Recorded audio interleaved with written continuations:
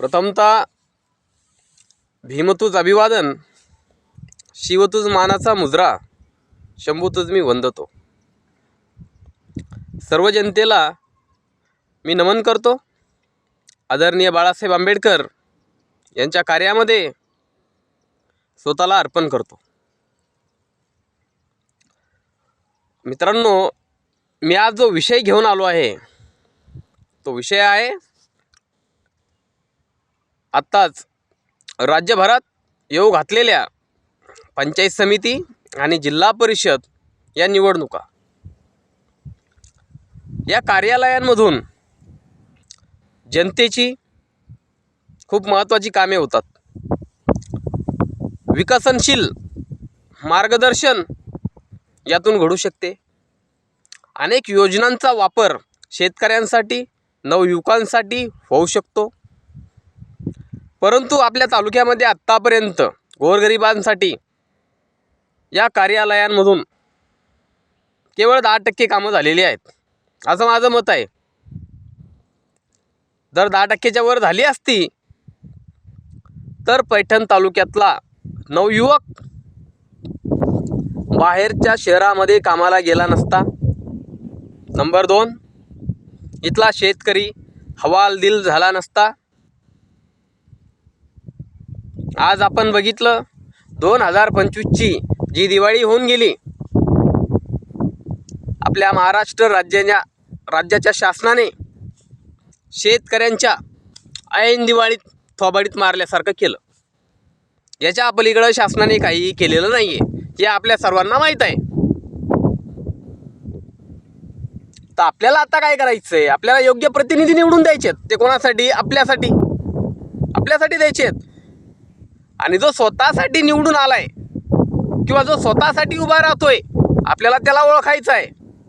बाबा ह्यो आपल्यासाठी काम करीन का स्वतःच्या अवलादीसाठीच घरदार घेईन, शेत्या विकत घेईन, कारखाने उभा करण, धंदे पाणी उभा करण? कोणासाठी? स्वतःच्या अवलादीसाठी, जनतेसाठी नव्हे.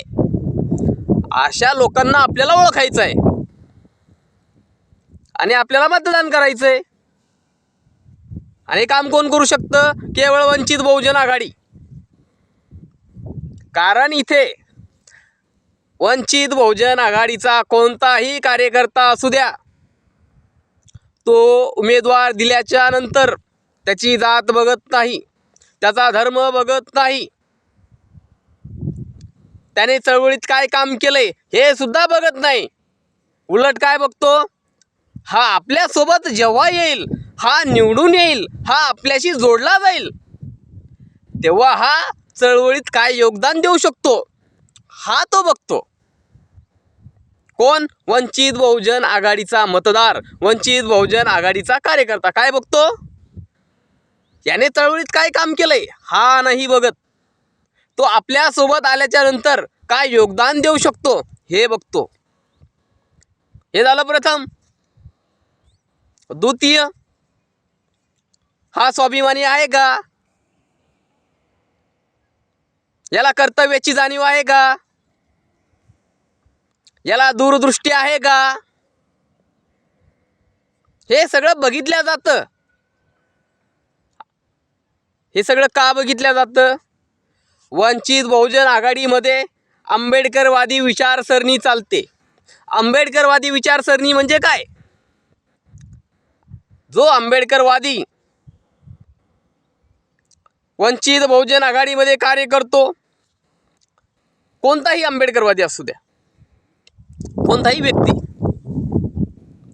त्याला फुले शाहू आंबेडकर माहीत असतात, त्याला छत्रपती शिवाजी महाराज माहीत असतात, त्यांचं कार्य माहीत असतं, त्याला छत्रपती संभाजी महाराज माहीत असतात, त्यांचं कार्य माहीत असतं,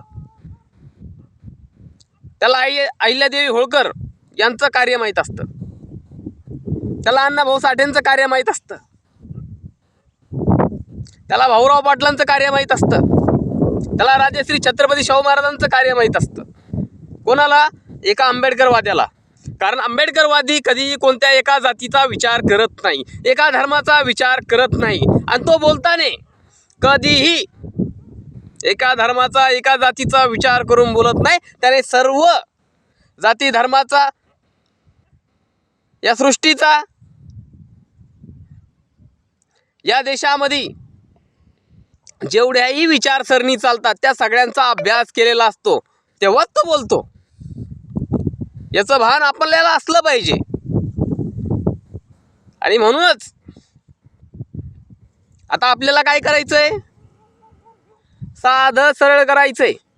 आपल्याला आपल्या तालुक्यामध्ये, कोणत्या, पैठण तालुक्यामध्ये वंचित बहुजन आघाडीचे सर्वची सर्व उमेदवार उभे करायचे आहेत. कोणत्या निवडणुकीत? पंचायत समिती आणि जिल्हा परिषद या निवडणुकांमध्ये. आता इथली ही जी निवडणूक आहे ती मतदारांनी स्वतःच्या हातामध्ये घेतलेली आहे. आणि 100% हे होणारच आहे. सर्वची सर्व उमेदवार उभे राहणारच, कारण आमच्याकडे सर्वची सर्व उमेदवार आहेत. असं नाही की आमच्याकडे उमेदवार नाहीत, आमच्याकडे सर्वची सर्व उमेदवार आहेत. 2019ला जे 23,000 मतदान पडलं ते कोण आहेत? ते आमचेच आहेत. 2024ला उमेदवार पळून गेल्याच्या नंतर सुद्धा 3,000 मतदान पडले. उमेदवार कोणत्या गावात फिरला नाही, त्याने कुठला प्रचारही केला नाही, कोणाला भेटलाही नाही, तरीही मतदान पडतं. कोणाला पडतं? उमेदवाराला पडत नाही, ते विचारसरणीला मतदान पडतं. तर आम्हाला आता काय करायचंय? आम्हाला सर्वची सर्व उमेदवार उभे करायचेत, सर्वची सर्व उमेदवार निवडून आणायचेत. आता एक प्रश्न सर्वांनाच पडला असेल की बाबा वंचित बहुजन आघाडीच का? आत्तापर्यंत देश स्वतंत्र झाल्यापासून आपण जर सगळ्यांचा अभ्यास केला तर आपल्याला एकच गोष्ट निदर्शनास येते. ती गोष्ट काय आहे की बाबा, ती गोष्ट ही आहे की आत्तापर्यंत जेवढ्याही राजकीय राज्यातील असतील किंवा केंद्रातील असतील पक्षांनी जर कोणाला उमेदवारी दिली असेल, कोणाला दिली? पाहुण्या रावळ्यांना, मेवण्यांना, चुलत्यांना, भावाला, बायकोला, स्वतःच्या मुलाला. कार्यकर्त्याचं काम काय? सतरंजा उचल. काय काम? सतरंजा उचल. आणि जर एखादी जागा सुटलीत की जिथं पाहुणा रावळा भेटला नाही, समजा आपल्या आरक्षित जागा आहेत, द्यायचं टाकून, मतदान घ्यायचं वरबडून, नाही का? बरोबर की नाही? हे चालू आहे ना आपल्या राज्यात आतापर्यंत, आपल्या देशामध्ये. त्याचं परिवर्तन कधी येणार? आपल्याला प्रत्येक गोष्टीला टॅक्स भरावा लागतो. काय भरावा लागतो? टॅक्स भरायला होतो. टॅक्स. तो टॅक्स खरंच आपल्या उपयोगात येतो का? आता आपल्या राज्यातील आमदार असतील, खासदार असतील, भरपूर लोक आहेत ना, मंत्री संत्री, निवडणुकीच्या टायमाला भरमसाठ पैसा वापरतात. काय वापरतात? पैसा वापरतात. तो आपल्यापर्यंत पण येतो. आपण कधी विचार केलाय का हा पैसा त्याच्याकडे कुठून आला? बाबा त्याला पगार किती भेटतो प्रतिनिधित्व करण्याचा? राजकीय नेते पगारीवर असतात होय? असा प्रत्येकाला प्रश्न पडतो की नाही? होय, राजकीय नेते पगारीवर असतात. त्यांना त्यांचा पगार ठरवून दिलेला असतो. जवळपास कलेक्टरचे थोडाफार इकडं तिकडं पगार त्यांना कमी जास्त भेटत असेल. जिल्हाधिकारी, आपले जिल्हाधिकारी साहेब असतात ना, त्यांच्यापेक्षा थोडा कमी जास्त असेल. तुम्ही बघितलंय का जिल्हाधिकाऱ्यांनी कुठं पैसे वाटलेले? तुम्ही बघितलंय का जिल्हाधिकाऱ्यांनी फार्म हाऊस घातलेले, म्हणजे फार्म हाऊस उभा केलेले? तुम्ही बघितलंय का कधी की बाबा एखादा जिल्हाधिकारी आहे, त्याच्या बायकोच्या, भावाच्या, बापाच्या, चुलत्याच्या, मामाच्या, आत्याच्या, लांबच्या पाहुण्यांच्या, जावयाच्या नावावर प्रॉपर्टी आहेत म्हणून जास्त नाही, कारण तो इमानदारीने काम करणारं व्यक्तिमत्व आहे ना. पण आमदाराकडे किती पैसा असतो हे कोणाला माहीत नसते. ऑन रेकॉर्ड नसते. कोणाकडे असते? जनतेला माहीत असते, कारण ते जनतेकडे येते ना. तो पैसा कोणाचा आहे? तो आपला आहे, आपल्या घामाचा आहे, आपला कष्टाचा आहे.